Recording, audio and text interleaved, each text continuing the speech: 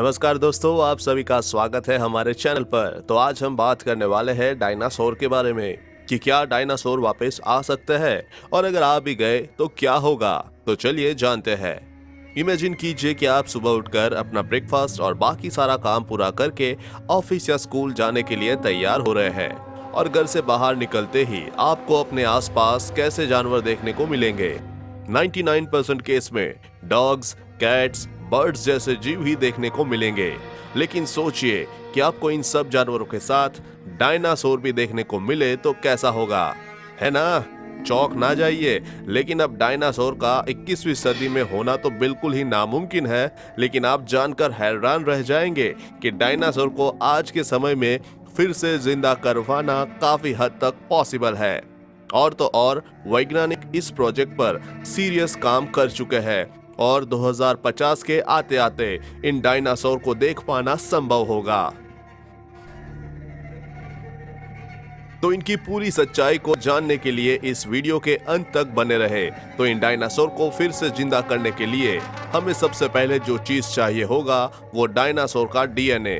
अब डायनासोर जिस समय धरती से पूरी तरह विलुप्त हुए थे वो समय तो आज से लगभग 6.5 साल पहले था। अब इतने पुराने समय में जाकर डीएनए ला पाना तो नामुमकिन है। तो हमें ऐसे जानवरों की जरूरत होगी जो देखने में डायनासोर की तरह हो।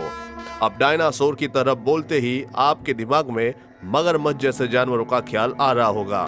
लेकिन हम जिस जानवर के डीएनए से वापस ला पाएंगे वो महज एक पक्षी है। जी हाँ, आप सही सुन रहे हैं। लाखों करोड़ों सालों के दौरान जो जानवरों में एवोल्यूशन होता है उसी के चलते डायनासोर नेचर के साथ अपने आप को जिंदा रखने के लिए एवोल्यूशन करते गए और इसे लंबे समय में डायनासोर का विंग्स धीरे धीरे पक्षी में बदल गया और इनके जबड़े पक्षी की चोंच में बदलने लगे। अब हो सकता है कि आपको मेरी इन बातों पर विश्वास नहीं हो रहा, तो आपको मैं कुछ दिखाना चाहता हूँ। यह है आज के समय के पेलिकन पक्षी जिनकी चोंच बिल्कुल पेट्रोसोर्स डायनासोर जैसे दिखते हैं। तो वाकई दूसरी तरफ ऑस्ट्रेलिया का ऑस्ट्रिच, उसकी पैटर्न काफी हद तक वेल्स्टर रैप्टर डायनासोर जैसा है। लेकिन जुरासिक पार्क सीरीज में काम कर चुके मशहूर पैलेंटोलॉजिस्ट जैक हॉर्नर के मुताबिक डायनासोर्स को जिंदा करने के लिए चिकन का डीएनए चाहिए और चिकन के डीएनए से बने वाले डायनासोर को चिकनोसोर कहा जाएगा। लेकिन हमारा कॉमन साइंस तो यही कहता है कि एक तरफ डायनासोर और जो आकार में बहुत ही ज्यादा बड़ा होता था और दूसरी तरफ चिकन जिसे कि हम बहुत ही कमजोर पक्षी कहते हैं। एक कमजोर पक्षी से बेहद बड़े डायनासोर को पाना आखिर संभव कैसे होगा? तो हॉर्नर के मुताबिक चिकन के अंदर मौजूद डायनासोर्स के प्रिजप और इनपटिव जीव को अगर हम किसी तरह जिंदा कर पाए तो चिकन से ही हम डायनासोर को वापस ला पाएंगे। अब ये चिकन और एलिगेटर असल में थेरोपॉड डायनासोर के वंशज है, जिन प्रजाति में वेलोसिरैप्टर और टी-रेक्स भी शामिल है। अब इन चिकन को डायनासोर में बदलने के लिए 3 जेनेटिक इंजीनियरिंग प्रॉब्लम को सॉल्व करना होगा, जो कि है एक लंबी पूंछ, दूसरा है बिना चोंच वाला मुंह जिनमें दांत होने चाहिए और तीसरा है पंख के बदले हाथ और नाखून। बस अगर इन 3 प्रॉब्लम्स को सॉल्व कर लिया जाए तो हम ज्यादा दूर नहीं बल्कि हम साल 2050 के आते आते डायनासोर को जिंदा देख सकेंगे। लेकिन इनके आने के बाद धरती पर क्या क्या बदलाव देखने को मिलेंगे, अभी के लिए इसे हाइपोथेटिकल सिचुएशन ही समझ के चलते हैं। तो इन डायनासोर के फिर से जिंदा होने के बाद सबसे पहले वही होगा जो डायनासोर मूवी में हुआ था।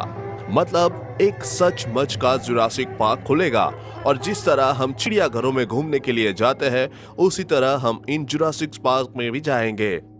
इनमें से कुछ डायनासोर को एग्रीकल्चर यानी खेती में इस्तेमाल किया जाएगा, खासकर डिप्लोडोकस डायनासोर को, जो कि एक शाकाहारी जीव है। लेकिन जो डायनासोर मांसाहारी है उनको हमारी इकोसिस्टम में संभाल कर रखना होगा, नहीं तो ये मांसाहारी डायनासोर किसी भी जीव को जिंदा नहीं छोड़ेंगे और हमारा फूड सिस्टम पूरी तरह से। लेकिन प्लेरोसोरस और मिजोसोरस डायनासोर जो समुद्र में रहते थे वो समुद्र में आसानी से रह सकेंगे। लेकिन हमें ध्यान ये भी रखना चाहिए कि इन डायनासोर की भूख काफी ज्यादा होती है, तो इनके खाने के लिए समुद्रों में मछलियां कम भी पच सकती है। अब तक तो हम भविष्य में क्या हो सकता है इसकी बात कर रहे थे, लेकिन अगर कुछ हम एक सेकंड के लिए यही सोच ले कि जिस एस्ट्रॉइड के धरती से टकराने से डायनासोर खत्म हो गए थे, अगर वह एस्ट्रॉइड धरती से टकराया ना होता, डायनासोर का क्या होता।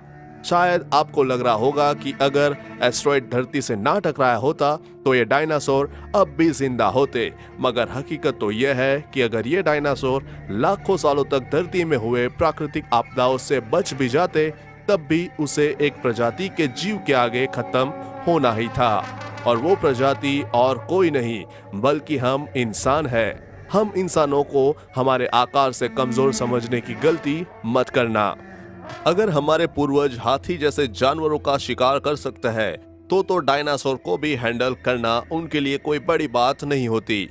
जुरासिक पार्क में कि टी-रेक्स जैसे मांसाहारी जानवर कितना तेज दौड़ता है, और इतना तेज दौड़ के चलते इन्हें देखकर तो ऐसा ही लगता होगा कि भाई इन डायनासोर से हम इंसानों का जीत पाना बिल्कुल नामुमकिन होगा।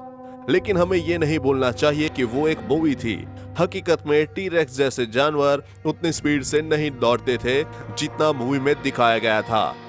रिसर्च ने टी-रेक्स के बारे में अच्छे से स्टडी की और कैलकुलेशन करके इस नतीजे पर पहुंचे कि इनके दौड़ने की एवरेज 20 किलोमीटर प्रति घंटा के आसपास स्पीड होती थी। धरती पे मौजूद फास्टेस्ट मैन हुसैन बोल्ट की स्पीड के साथ कंपेयर करें तो उनका हाई स्पीड था 44.72 किलोमीटर प्रति घंटा। अगर हम इस स्पीड की आधी स्पीड से भी दौड़ सके तो हम टी-रेक्स से आगे निकल जाएंगे। इससे यही पता चलता है कि मूवीज में डायनासोर को जितना खतरनाक दिखाया गया था, हकीकत में वो खतरनाक थे मगर उतना नहीं। तो अगर डायनासोर इन सभी मुश्किलों का सामना करके जिंदा बच भी जाता, तो या तो इनकी भूख ही इनको मार डालती, या फिर एवोल्यूशन के चलते इनके आकार बहुत छोटे हो जाते। कहा जाता है कि पहले के समय महामानव भी हुआ करते थे जो आकार में आज के इंसान से काफी बड़े होते थे और समय के साथ होते गए। वही सेम चीज डायनासोर के साथ भी होता। अगर ऐसा ना हो पाता तो सबसे पहले जो डायनासोर आकार में ज्यादा बड़े होते वही सबसे पहले विलुप्त हो जाते, क्योंकि ब्रेचियोसॉर्स और डिप्लोडोकस जैसे बड़े जानवरों के पास खाने के लिए शायद ही खाना बचता। तो ऐसे में वो लोग भूख से ही मर जाते। समय के साथ सभी जीव विलुप्त हो जाएंगे ये भी जरूरी नहीं है, क्योंकि आज भी धरती पर ऐसे बहुत से जीव हैं जो कई करोड़ों सालों से धरती पर सर्वाइव कर रहे हैं। तो उस जमाने में डायनासोर आज जिंदा होते तो वो आकार में काफी छोटे होते। तो आपके मुताबिक क्या नेचर से खिलवाड़ करके हमें फिर से डायनासोर को जिंदा करने की कोशिश करनी चाहिए, या फिर रिसर्चर को इस प्रोजेक्ट को बात कर देना चाहिए?